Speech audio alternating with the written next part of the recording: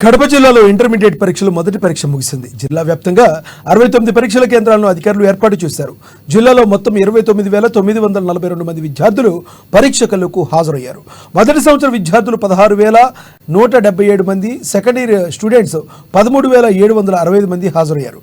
పరీక్ష సెంటర్ల వద్ద 144 సెక్షన్ అమల్లో ఉంటుందని పోలీసులు తెలిపారు. పరీక్ష జరిగే సమయంలో విద్యుత్ అంతరాయం లేకుండా విద్యుత్ అధికారులు కోరినట్లు తెలిపారు.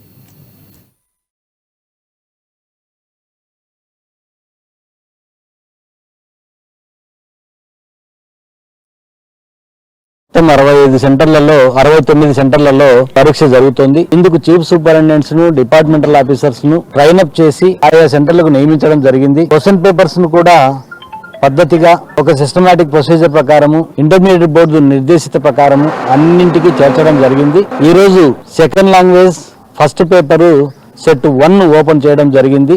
895 మంది ఇన్విజిలేటర్లు, దాదాపు 1100 సీసీ కెమెరాల పర్యవేక్షణలో అవసరమైనటువంటి బందోబస్తు సహకారంతో, రెవెన్యూ పోలీసుల యొక్క సహకారంతో ఫ్లయింగ్ సిట్టింగ్లను ఏర్పాటు చేసుకొని వారి యొక్క పర్యవేక్షణలో కూడా ఈ పరీక్షలు జరుగుతూ ఉన్నాయి.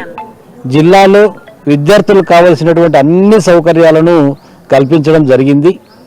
ఏ ఒక్క విద్యార్థి కూడా కింద కూర్చొని పరీక్ష రాసేటటువంటి పరిస్థితి ఈ కడప జిల్లాలో లేదు.